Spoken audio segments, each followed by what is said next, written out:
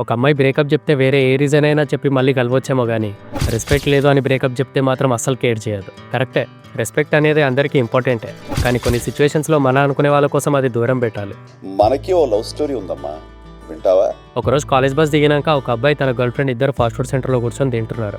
నార్మల్గా తినుకుంటూ మాట్లాడుకుంటూ మంచిగా ఉన్నారు. తినేటప్పుడు ఆ అమ్మాయికి మెసేజ్ల మీద మెసేజ్లు వస్తున్నాయి.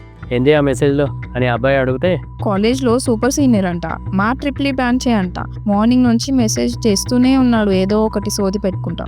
మీ బ్రాంచ్ సీనియర్ అయితే మీకు ప్రాబ్లం వచ్చినప్పుడు మీతో మాట్లాడాలి కానీ ఇట్లా నార్మల్ టైంలో ఉత్తమ ముచ్చట్లు పెట్టొద్దు. నేను మాట్లాడితే ఇక్కడికి ఒకసారి పోనీ లేరా, నేను హ్యాండిల్ చేసుకుంటా, చిన్న విషయమే. వాడు ఎక్కువ మాట్లాడితే ఎక్కడ కట్ చేయాలో తెలుసు నాకు. బ్లాక్ చేయమలా అన్ని. బ్లాక్ చేస్తే రేపు క్లాస్కి వచ్చి కూర్చుంటాడు ఎందుకు బ్లాక్ చేసినావు అని. ఏ దిమాకుందా? వాడు క్లాస్కి వచ్చి అడిగినంత ఫ్రీడమ్ ఎందుకు ఇస్తున్నారు మీరు? రేపు బ్లాక్ డ్రెస్ వేసుకొని రావా, నేను కూడా అదే వేసుకొని వస్తున్నా. చూసినా ఆడేం పంపుతున్నాడు? నువ్వు ఇట్లనే లీనియన్స్ ఇచ్చినావు అంటే ముందు ముందు చాలా పెద్ద గొడవలు అయిపోతాయి, ముందే చెప్తున్నా. నీకు చెప్తే గొడవ అవుతుందనే నీకు చెప్పలేను, నేను చూసుకుందామని. ఏంది నువ్వు చూసుకునేది? ఈ కొడుకులు ఎట్లుంటారో నీకు తెలియదు, అర్థం చేసుకో, నేను చూసుకుంటా. ఫోన్ కలిపి ఇక్కడి. సరే, ఏమైనా చేయకాని గొడవ కాకుండా చూసుకో. ఏ హాయ్, నువ్వేంటి నాకు ఫోన్ చేసినావు? బ్రో, నేను సింధు వాళ్ళ బాయ్ ఫ్రెండ్ని మాట్లాడుతున్నావు. తనకి బాయ్ ఫ్రెండ్ ఉన్నాడని తెలియక మెసేజ్లు చేస్తున్నట్టున్నావు. కొంచెం మెసేజ్లు చేయడం ఆపేస్తే బాగుంటుంది. అరే అవునా, భయం వేస్తుంది సార్. నువ్వు ఎవడైతే నాకేంద్రా, ఏడుంటావురా నువ్వు? అన్నా, నేను కూడా నీ జూనియర్నే, కానీ మీ బ్రాంచ్ కాదు. మంచిగా సీనియర్ అని రెస్పెక్ట్ ఇచ్చి మాట్లాడుతున్నా. మెసేజ్ చేయడం ఆపు. ఏ బ్రాంచ్ రామాలి నువ్వు? రేపు కాలేజీలో కలువురా నువ్వు, ఒకసారి కలిసినాక మాట్లాడదాం. నిన్నెందుకు పోయి కలిసేది? కలుద్దాం ఉంటే నువ్వే నన్ను కలువు రేపు.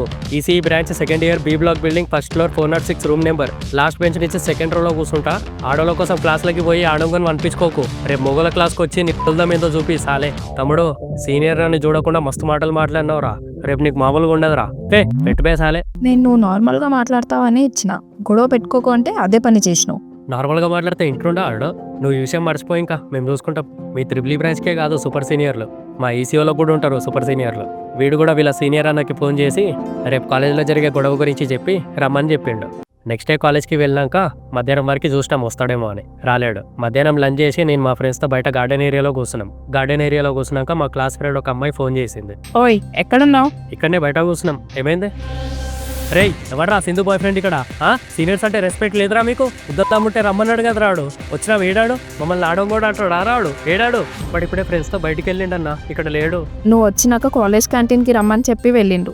చాలా కోపంతో వచ్చినారు. నువ్వు ఇక్కడ లేనిదే మంచి పని అయింది. ఎంతమంది వచ్చినారు మొత్తం వాళ్ళు? ఒక 6 to 7 మెంబర్స్ వరకు ఉన్నారు. సరే మేము వెళ్తున్నాంలే క్యాంటీన్కి, చూసుకుందాం ఏమవుతుందో. క్లాస్కి వచ్చేయండి ఫస్ట్ మీరు. హలో అన్నా.